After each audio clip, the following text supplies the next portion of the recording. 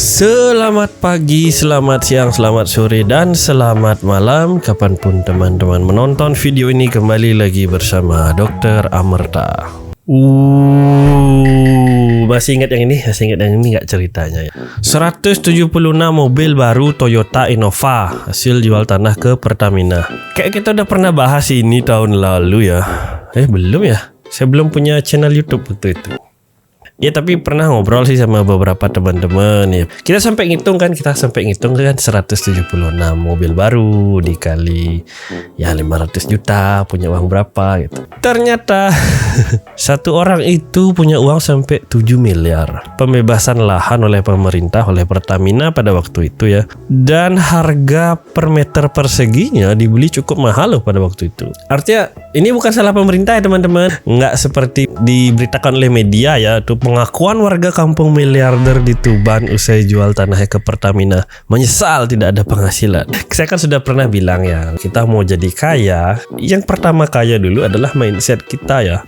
Jadi sebelum kaya beneran ya, mindsetnya harus dibenerin dulu tentang uang. Ya nyesel dulu lahan saya ditanami jagung dan cabai, setiap kali panen bisa menghasilkan 40 juta ya sekali panen ya. Iya pada waktu itu sih 2,4 hektar ya dibeli sama Pertamina dengan harga 2,5 miliar. Uang itu digunakan untuk kebutuhan sehari-hari dan sisanya ditabung. Nah ini nih teman-teman harus tahu ya, esensi dari video saya kemarin yang tentang SBN itu sebenarnya terletak di low risk-nya ya. Low risk but safe return, dan juga terletak pada diversifikasinya. Jadi di video kemarin itu bukan ajaan ataupun penolakan ya untuk investasi di SBN, lebih ke arah membuka perspektif teman-teman biar teman-teman bisa melihat dari sudut pandang lain. Makanya kan kemarin thumbnail video itu maunya kan jangan membeli SBN gitu.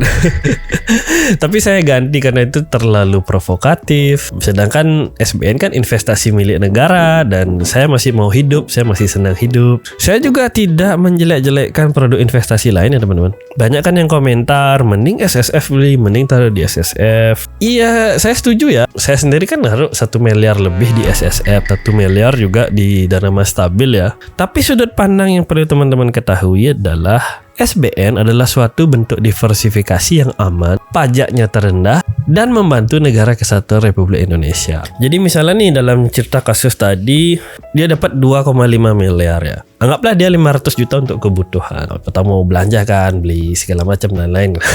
2 miliar itu harusnya ditabung di SBN misalnya ya. Kita contoh aja ya biar kalian paham. Dengan nabung 2 miliar di SBN, dalam setahun dia bisa dapat 98 juta ya. Atau misalnya kita bagi per bulan. Per bulan tuh dapat 8 juta 100. Kira-kira kalau teman-teman 8 juta per bulan cukup nggak? Apabila teman-teman merasa cukup, harusnya sih ya udah taruh aja di tempat yang low risk low reward itu gitu loh. Dengan 8 juta Anda sudah hidup tenang, nggak perlu mikir apa-apa lagi kan. Tapi apabila 8 juta per bulan itu dirasa tidak cukup, barulah kita masuk ke yang namanya diversifikasi. Silakan mungkin 1 miliar kita taruh di tempat yang aman seperti SBN, deposito, ya reksadana pasar uang sih juga bisa ya. Nanti sisa 1 miliar lagi silahkan ke tempat-tempat yang memang Anda pahami. Bisa bisnis, bisa investasi kripto, bisa saham gitu. Dan kalaupun akhirnya 1 miliar yang kita taruh di tempat spekulatif itu gagal ya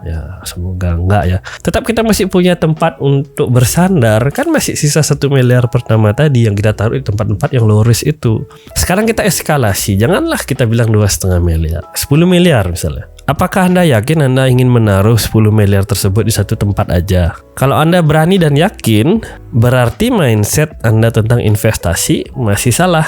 Pergi ke kelas di Discord, silakan sampaikan pertanyaan Anda, sampaikan pendapat Anda biar kita diskusi rame-rame. Nanti di sana ada sebuah kurikulum yang akan kita sepakati bersama gitu loh. Karena apa? Teman-teman kan bisa lihat ya, contohnya kayak dana mas stabil, Sukor Investable Fund. Sampai detik saya upload video ini, mereka itu masuknya ke golongan reksadana obligasi yang apabila kita telusuri masih tergolong moderate risk, risiko menengah gitu loh. Tidak seutuhnya aman, resiko minus, akan ada resiko merah ya. Bahkan kalau sampai top holdingnya bermasalah, nama perusahaan-perusahaannya kita nggak tahu ya. Manusia aja ada umurnya, apalagi cuma perusahaan. Nilai obligasinya bisa jadi nol. Ya dengan asumsi kita masih muda, masih bisa bekerja, masih ada sumber pemasukan lainnya. Oke lah, kita masih bisa bertaruh di tempat-tempat yang spekulatif seperti itu. Ya dengan imbas hasil yang lebih besar lah istilahnya. Tetapi kalau Anda sudah tua, mendekati umur pensiun, apalagi sudah pensiun ya, apalagi sudah tidak bekerja, hanya mengandalkan hasil investasi untuk kehidupan sehari-hari, sudah bukan waktunya lagi untuk bertaruh. Kan nggak lucu ya, nggak lucu banget misalnya Anda perlu uang untuk makan di hari tua nanti ya, terus Anda dipaksa untuk menarik investasi Anda yang posisinya masih minus gitu loh, atau bahkan tidak ada investasinya sama sekali. Sampai di sini paham kan ya? Ini juga menjelaskan kenapa orang-orang yang memang sudah aman level 1, 2, bahkan sudah nyentuh level 4 itu, mereka investasi di kripto misalnya yang lagi kebakaran atau terbakar, lagi drop banget itu, masih bisa tenang-tenang aja. Ada banyak faktor kan kenapa cryptocurrency lagi tenggelam. Mulai dari berita inflasi di Amerika sampai legalitas kripto yang dipertanyakan di berbagai negara, dan runtuhnya perekonomian El Salvador karena menggunakan Bitcoin sebagai alat pembayaran yang sah gitu. Bahkan sampai ada berita wallet kripto yang dihack. Tetapi kita yang sudah terjun lama, we have been here before. Kayak ini berita yang selalu berulang setiap tahun kan. Selalu aja ada berita, ini adalah akhir dari dunia, kiamat pasar saham, kiamat cryptocurrency gitu. Tapi ya kita sudah biasa aja. Saya bahkan minus 1 miliaran ya udah di kripto. Tapi sampai hari ini saya masih DCA, dollar cost average. Walaupun kerannya saya kecilin gitu, biar bisa tetap ngikutin dipnya ke bawah. Lalu apakah salah Pak Kepala Sekolah dengan membelanjakan uang kita, misalnya beli mobil? Nggak salah juga ya gitu. Artinya kan itu membeli kesenangan istilahnya. Tapi harus direka-reka, dikira-kira seberapa proporsi yang kita mau anggarkan untuk membeli kesenangan. Tapi pada akhirnya nanti misalnya beli mobil baru, paling senangnya cuma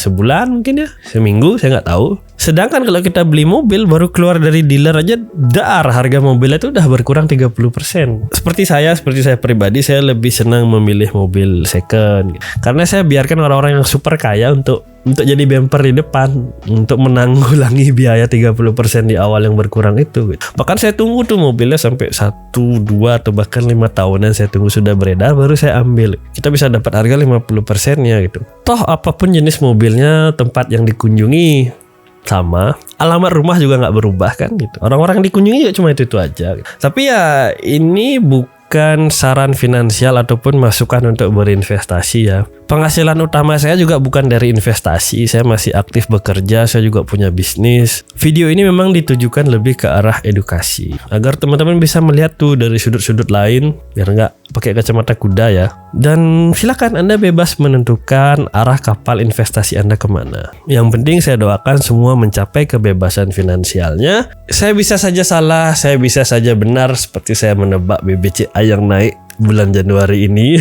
Tapi memang performa di masa lalu tidak bisa menggambarkan atau tidak bisa menjadi pegangan 100% untuk performa di masa-masa mendatang. Semoga semua sehat selalu, sampai ketemu di video berikutnya. Dadah.